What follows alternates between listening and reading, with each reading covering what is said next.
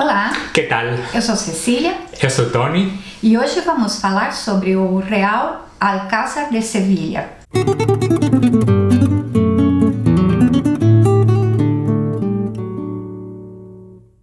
Bem-vindos ao canal do Espanha Total no YouTube, onde publicamos dicas de viagens pela Espanha. E dando continuidade à nossa série de vídeos sobre lugares imperdíveis da Espanha e que você deveria incluir na sua programação de viagem, hoje vamos falar sobre o Real Alcázar de Sevilha. É um lugar absolutamente imperdível se você for visitar Sevilha. O Real Alcázar fica bem no centro de Sevilha, ocupa uma extensão muito grande e fica muito próximo tanto da Catedral como do Arquivo de Índias e limita com o bairro de Santa Cruz. E vamos começar pelo nome. Alcázar significa fortaleza e então, em suas origens, o Alcázar era uma fortaleza árabe. Tinha sido erguida no século X pelo primeiro califa da Andaluzia, Abderramán III. Lembrando que nessa época da história da Espanha, os muçulmanos ocupavam uma extensão considerável da Península Ibérica. Trata-se de uma época de transição. A Hispalis, que era o nome que recebia a Sevilha romana, estava dando passo para a Ixbilia, que era o nome que recebia a Sevilha muçulmana.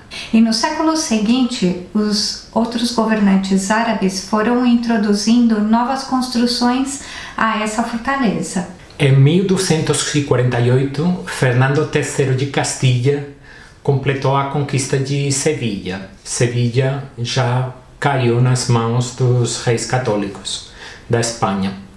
E o Real Alcázar virou a sede do governo local. E seu filho, Afonso X el Sábio, iniciou a construção do Palácio Gótico. Mais tarde, em 1364, Pedro I de Castilha mandou construir o Palácio Mudéjar, que é provavelmente o lugar mais extraordinário do Real Alcázar.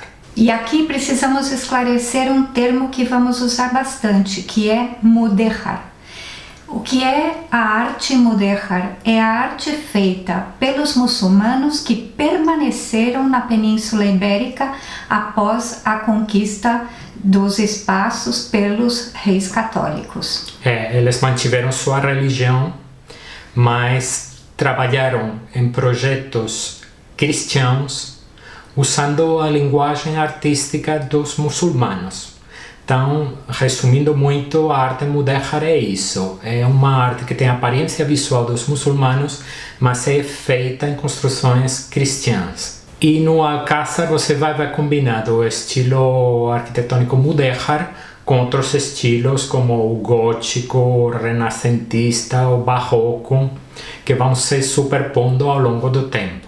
Se você conhece a Alhambra de Granada, muito provavelmente você vai ver algumas semelhanças na construção. Porém, lembramos que o Alcázar de Sevilha, ele foi construído num período e sob o governo dos reis católicos e não sobreviveu da época muçulmana, que acontece em Granada. Granada foi erguida pelos muçulmanos.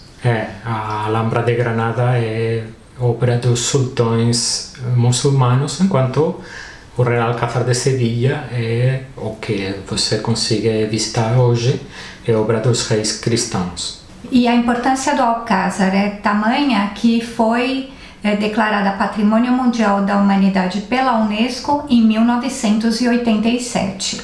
Junto com a Catedral de Sevilha e o Arquivo de Índias, como testemunhas de vários períodos históricos muito importantes, do período da presença muçulmana na Península Ibérica, do período da Reconquista por parte dos reis católicos e do período da Conquista de América. E como curiosidade, o Alcázar permanece como residência oficial dos reis da Espanha quando visitam Sevilha. Até o dia de hoje continua sendo residência oficial. E agora começamos nossa visita pelo Alcázar. E aqui vamos te dar os lugares mais importantes para visitar. A viagem no tempo começa pela Puerta del León, que é o ponto de acesso ao monumento. Uma porta aberta na muralha, que recebeu esse nome quando foi acrescentado um leão feito em cerâmica de Sevilha no século XIX. A porta está realizada em estilo almohade, que é um estilo artístico muçulmano próprio de um povo vindo do deserto de Marrocos. Outro exemplo ótimo de arte almohade em Sevilha, que você com certeza vai ver, é a Torre del Oro. E na hora que você atravessar a Porta del León, vai encontrar as bilheterias e o controle de segurança. Se você já tiver seu ingresso comprado, unicamente passa pelo controle de segurança. Se você ainda não tiver o ingresso, entra na bilheteria, compra o bilhete e passa pelo controle de segurança. Aliás, não, o controle de segurança é antes de chegar na bilheteria. Sim. Isso.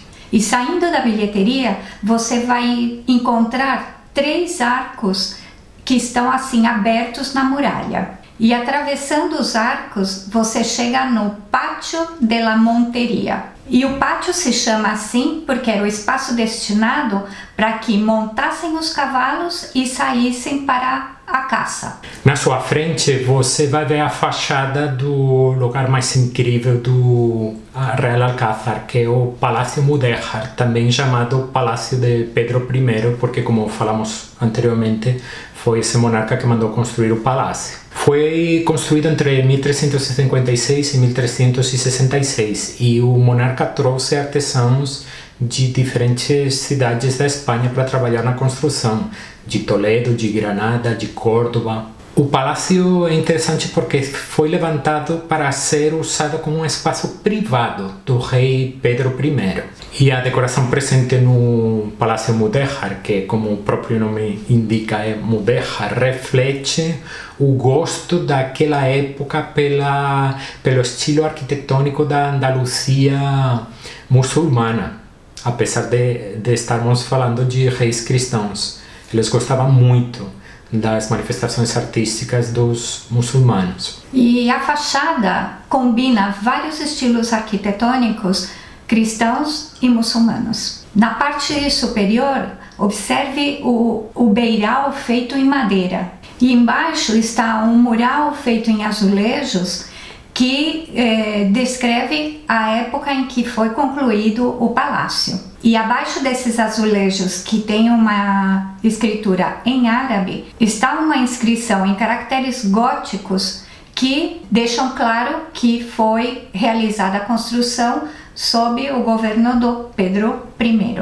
Entrando à direita está o Pátio de las Muñecas. Muñecas em espanhol significa bonecas, que era um espaço do palácio reservado para a rainha. Foi reformado na segunda metade do século XIX, quando recebeu vários acréscimos. O coração do Palácio Mudéjar é o Pátio de las Donzellas, ou seja, das donzelas, que dá acesso a vários ambientes desse palácio.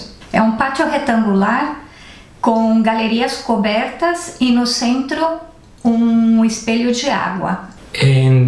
Os principais espaços ao redor do pátio são o Salão del Techo de Carlos V. Deve ter sido uma capela e recebe hoje esse nome pelo artesonado mudéjar que você vai poder ver no teto. O artesonado é um trabalho muito bonito nos tetos das estâncias que é típico da arte mudéjar.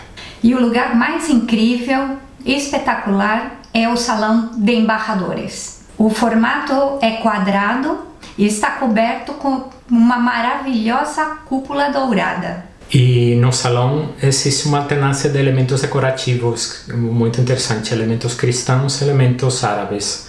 Você vai ver figuras de cavaleiros, animais e os motivos mais tradicionais da arquitetura muçulmana. O Salão de Embaixadores está conectado com outras salas do palácio. E se você for fã do Game of Thrones, eles gravaram várias cenas nessa parte do palácio, na verdade no Real Alcázar, que ficou fechado durante muitas semanas, porque virou o palácio do reino de Dorne.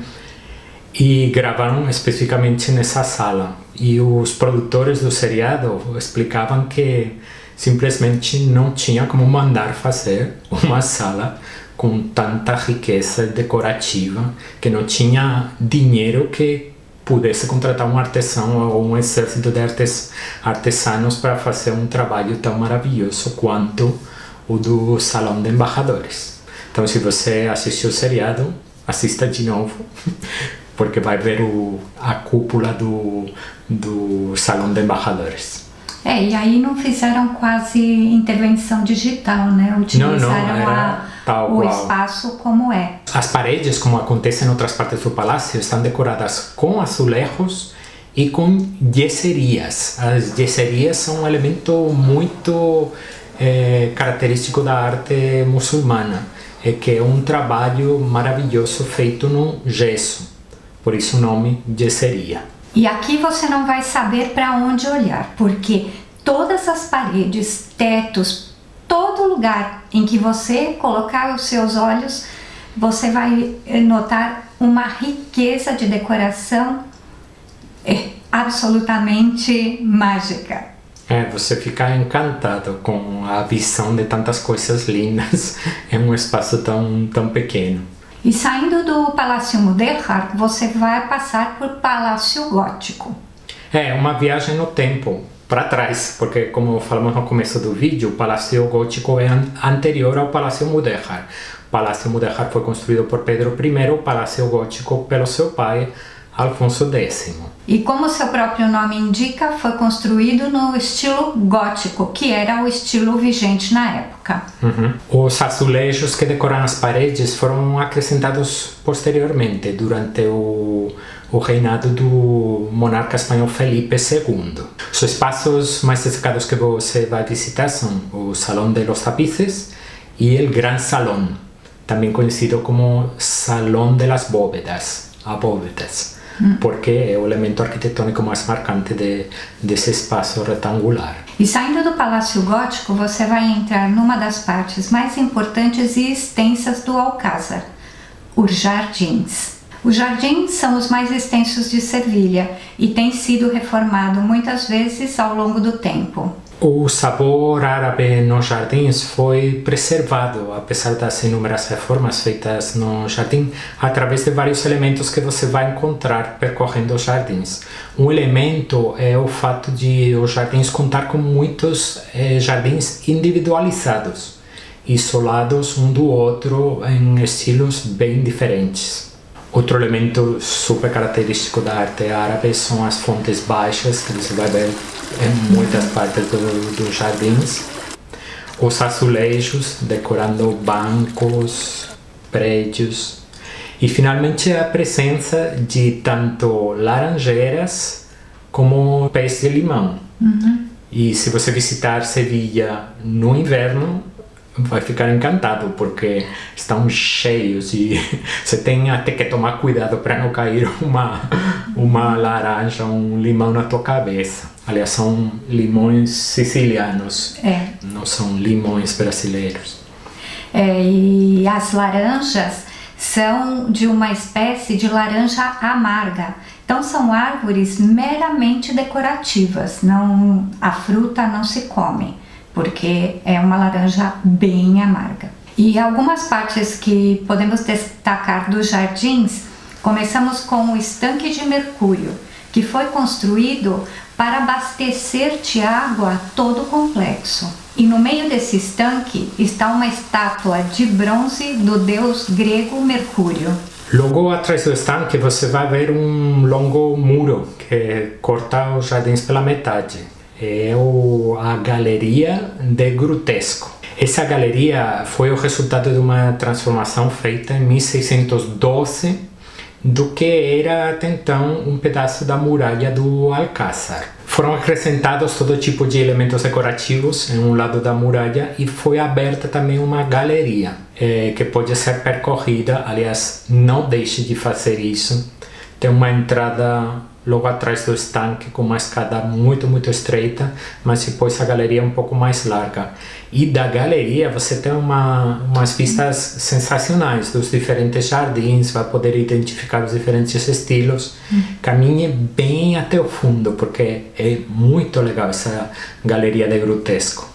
Vale a pena porque você vai ter aberturas nessa galeria para os dois lados do jardim e vale a pena ir até o final. Descendo por uma escada que fica junto ao estanque de Mercúrio, você vai chegar no Jardim de la Danza, que recebe esse nome porque há muito tempo tinha duas estátuas com duas figuras dançando. As estátuas sumiram, ninguém sabe onde estão.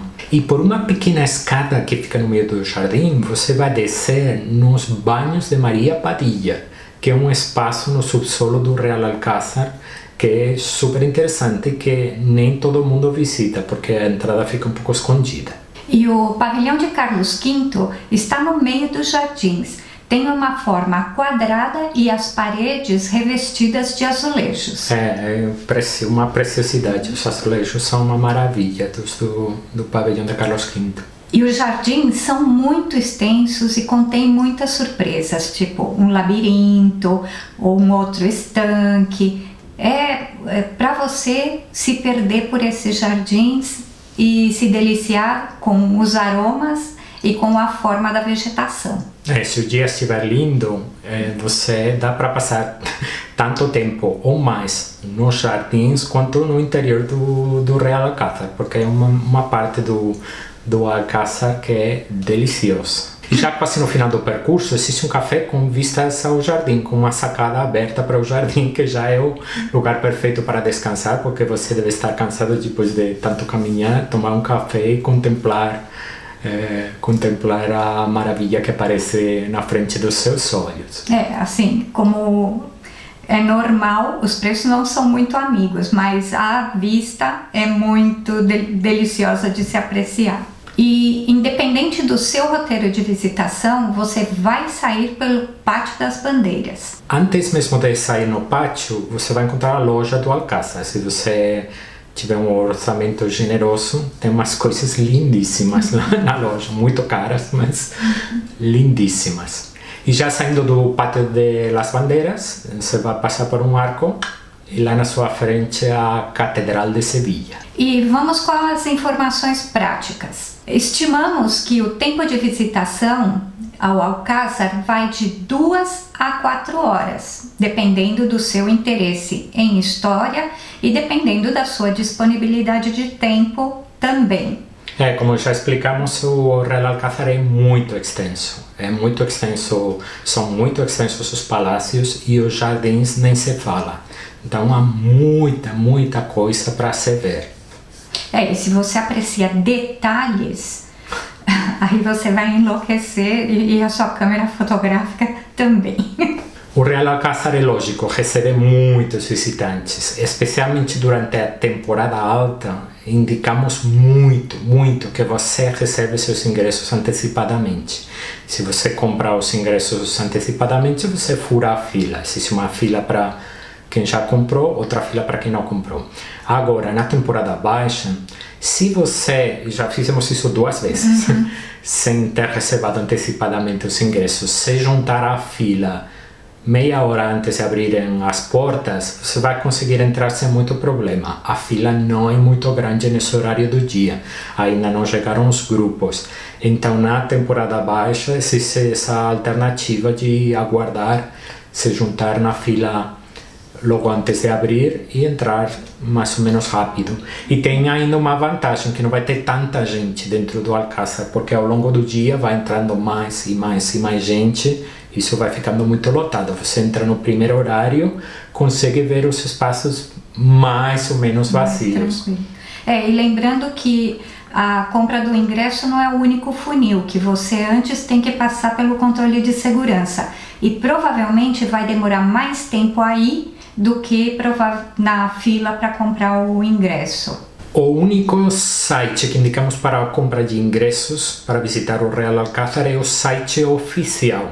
Você vai ver o link e vamos colocar o link na descrição do vídeo. Não compre em outro lugar porque você vai pagar mais. E aqui lembramos que o ingresso que você compra para o Alcázar de Sevilha também é válido para visitar o Antiquarium, sobre o qual falamos no nosso vídeo sobre as setas, e também para a visitação do Museu de Cerâmica de Triana, que é bastante interessante. Então, com o ingresso do Alcázar é ótimo, que você leva ingresso para 2 lugares que valem muito a pena, em Sevilha, Antiquarium e o Centro de Cerâmica de Triana.